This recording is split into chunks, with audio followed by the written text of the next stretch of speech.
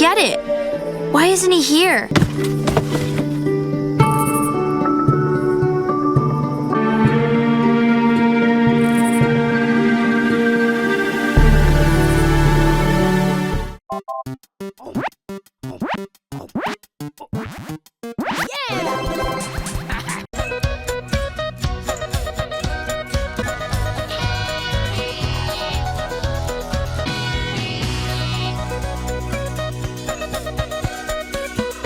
Oh boy, did I get a lot of requests for an admirable animation on this one back when it was airing. People spoke really highly of Harvey Beaks, saying things like it was the savior of Nickelodeon back in the day, back before the Loud House stole that title. Let's just say you guys gave this one a lot of hype to live up to, and that's kind of a problem for me, or for any reviewer. When people build something up as the greatest thing ever, or the greatest thing in a very long time, again and again, it makes it nearly impossible for something not to be disappointing. Not that Harvey Beaks is disappointing. Enough time has passed that the effect has definitely waned, a lot more than it would have been if I reviewed it back in the day in 2015 or 2016. However, I can't promise that feeling is gone completely, because in all honesty, I don't think that Harvey Beaks is a great show. I think it's okay. On the good side of okay, like a 7 out of 10 good kind of show. Good, not great is how I would describe this show. Although I do get why people would think that I'd personally like the show like it's some sort of apotheosis of animation. It's unlike any other Nicktoon that was on at the time. You know, the Nicktoon's full of loud noises, gross out, juvenile humor, and terrible writing. Harvey Beaks stood out by being incredibly low-key, subtle, and quiet. In a way, it's similar to Hey Arnold and As Told by Ginger. In other ways, though, it's not. Like,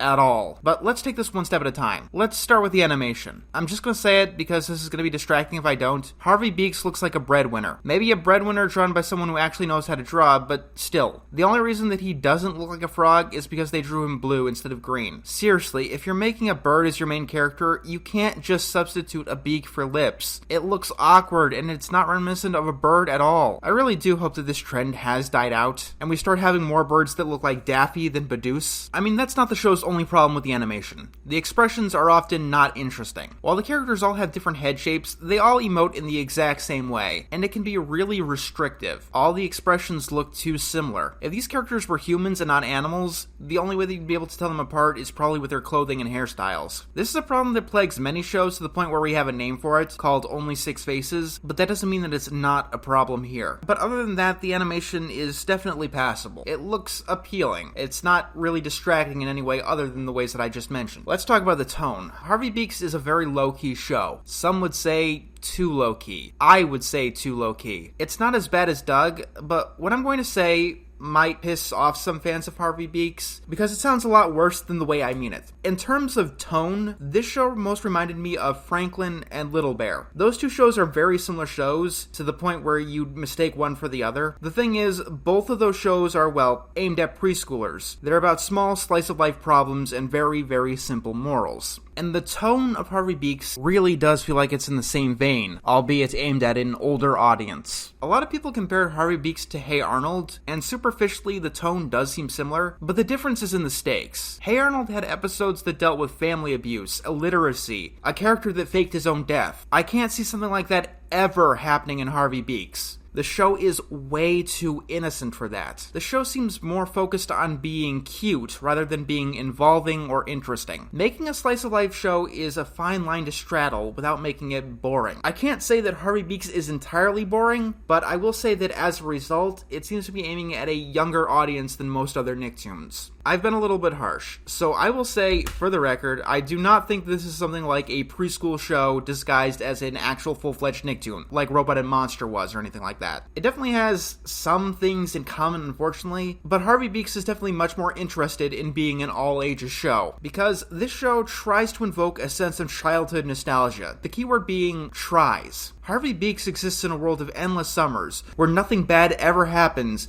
and the conflicts were simple tasks, and learning the simplest things about learning about life, i.e. the childhood that you, nor anyone else, has ever had, and only exists in the mind of highly nostalgic adults. Harvey Beaks is a show that can can easily appeal to someone who longs for their past, but in a way that makes it far from objective reality, even in terms of what's appropriate for a show about childhood. Harvey Beaks is a small show about small stories. This is not childhood. Childhood is big. That's the one defining aspect of it. Not just people, but the world as a whole. Conflicts that seem so small to us now, back in the day, were enormous. The biggest and most tense things that we've ever come across. That's why, even though Kids Next Door exists in a far more fictional world, it seems to have a better grasp on what it actually was like to grow up. But if that example is too fantastical, there's a reason that Recess is also a show that's more interesting to me than this one. It understands just the culture that people had growing up as kids. Now, is this a problem that ruins the show as a whole? Not really, I think. It's just a matter of taste, and unfortunately, the taste isn't something that's mine. I don't really have much of a use for shows that specifically invoke nostalgia, rather than invoking childhood. I am definitely glad that I didn't review this back in the day when people were demanding me to. I don't know what I would say about it, or even how I would articulate what I feel about it. If there is a flaw that keeps me from enjoying the show, it's that it's too innocent. This has a lot to do with the main character, Harvey Beaks himself. He's incredibly innocent to the point where his idea of rebellion is leaving a gate door ajar. Fee and Foo are far more troublemaking, but it's not enough to pull the show out of total innocence, as Harvey frequently ignores or misunderstands what they try and get him to do. If you're doing these simple morality tales,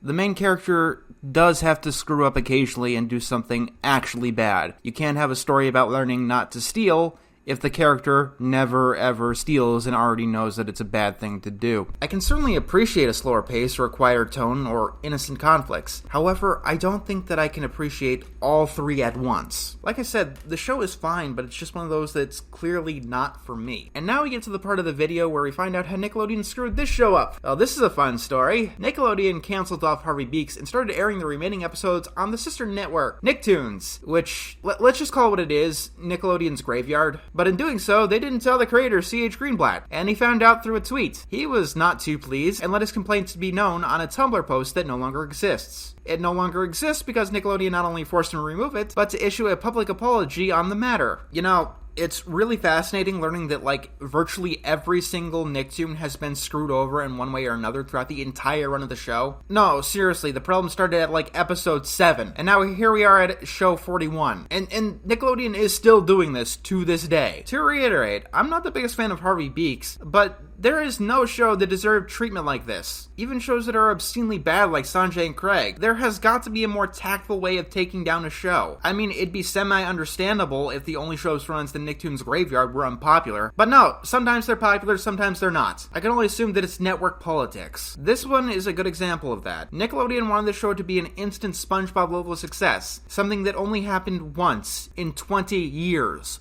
With the Loud House. There's a saying that should be branded on every single wall in Nickelodeon's headquarters. Perfect is the enemy of the good. By always looking for the perfect next huge mega showstopper, you are killing everything of quality. When Harvey Beaks wasn't this dominant force, they started moving around time slots and shoved it out to sea. And yes, I know that me talking about how every single show getting screwed over is getting old. It's getting old for me too. I hate hearing the same story over and over again. If you are a creative, do not give your shows to Nickelodeon. Regardless of what you think of the shows themselves, the network politics are crap, possibly more so than any other network.